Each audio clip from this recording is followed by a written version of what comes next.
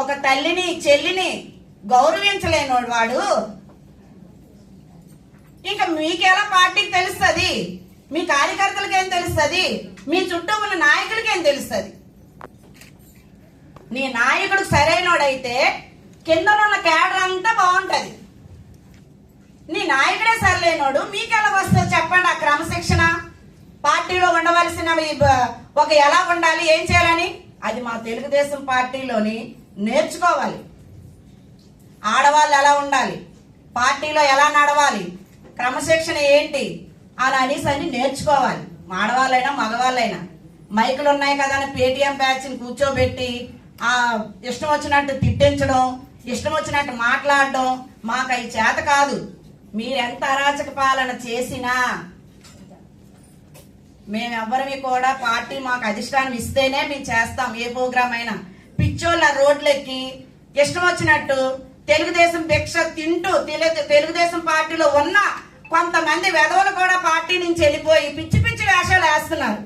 చూడలేని పాలన, 2 ఏళ్ల పాలన ఎవరికి నచ్చలేదయ్యా? జనాలకు నచ్చిందయ్యా పాలన. మీకు నచ్చదు, మంచి పనులు ఎవరికి నచ్చవు. నోరు అదుపులో పెట్టుకొని కానీ మాట్లాడకపోతే నీ ఇంటిలో దూరి పొందుతాం. ఇంకొకసారి కానీ ఏ ఆడబిడ్డ ఊసైనా నువ్వు తెచ్చినా నువ్వు తక్షణమే మంత్రి గారికి, హోమ్ మినిస్టర్ మంత్రి గారు అనితా మేడం గారికి క్షమాపణ చెప్పాలి.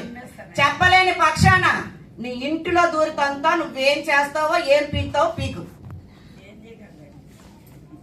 మీకు పార్టీలో భిక్ష పెట్టి మీకు ఒక నాయకుడిగా మిమ్మల్ని తీర్చిదిద్ది మీ అమ్మగారిని ఒక నాయకురాల కింద తీర్చిదిద్దినందుకు మీరు మాకు చాలా మర్యాద, కుటుంబ సభ్యుల కింద మేము చూసుకున్నందుకు మీరు ఎంత దరిద్రంగా మమ్మల్ని పార్టీని చెడ్డ పేరు తీసుకొస్తున్నాం. అమర్నాథ్ ఒకసారి చూసుకొని తండ్రికి ఎక్కడ కూడా నీ నియోజకవర్గంలో కూడా నీకు ఇది లేకపోతే నడి రోడ్డు మీద కూడా నీకు మర్యాద ఇవ్వకపోతే ఈ రోజు నీ తండ్రికి ఒక బొమ్మ కట్టి నీ తండ్రిని గౌరవంగా పెట్టాలని చెప్పి ఇదే ఆర్టిస్ట్ కాంప్లెక్స్ దగ్గర చంద్రబాబు నాయుడు గారు మీకు ఛాన్స్ ఇచ్చి అక్కడ మీ నాన్నగారు బొమ్మ పెట్టడానికి ఎర్రమనాయుడు గారు కూడా వచ్చి మీకు బొమ్మ పెట్టించి అక్కడ మీకు మీ తండ్రికి ఒక గౌరవం రప్పించారు.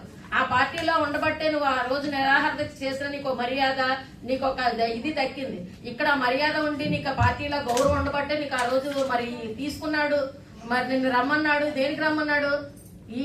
ఇక్కడ మంచి గౌరవం దక్కింది కాబట్టే అక్కడ వైఎస్ జగన్మూర్తి రమ్మని చెప్పాడు నిన్ను. లేకపోతే వైఎస్ జగన్ రమ్మని చెప్పడు కదా నీకు. ఇక్కడ చదువుకున్న వాళ్ళందరినీ అక్కడికి రమ్మంటున్నారు. కారణం ఏంటంటే ఇక్కడ మర్యాదస్తులు ఉన్న దీంట్లో వల్ల ఆడికి కావాలి. ఎందుకంటే ఆడు మర్యాద ఆడికే లేదు, ఇంకా మర్యాద ఆడే నేర్పుతాడు ఎవరికైనా. నేర్పలేడు కాబట్టి ఈ మర్యాద స్కూల్లో నేర్చుకున్న వాళ్ళందరినీ తీసుకొని వెళ్ళి అక్కడ పోగేస్తున్నాడు. ఈ యదవులందరూ ఏడు చేయాలో తెలియక కోతికి కొబ్బరికాయ దొరికినట్టు చెబుతున్నారు ఈ యదవులందరూ కలిపి.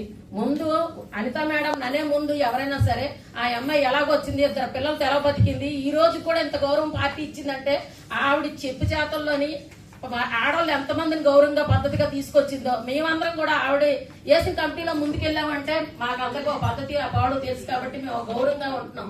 అలాగే బోనమ్మ అందరం కూడా ఈ రోజు గౌరవంగా తిరుగుతున్నాము అంటే కూటమి నాయకులు అందరం కూడా మాకేంటి అయ్యా, మా కూటమి ఉంది వెనకాల మా నాయకులు సత్తా ఉన్న నాయకులు, మీలా ఎదవ నాయకులు కాదు. కరపాల నుంచి హెలికాప్టర్ల నుంచి అద్దాల నుంచి చూసే నాయకులు కాదు. మా వాళ్ళు ఎంత ఎండామని వర్షం తెల్లకి వెళ్ళిపోతారు జనాల్లో నుంచి.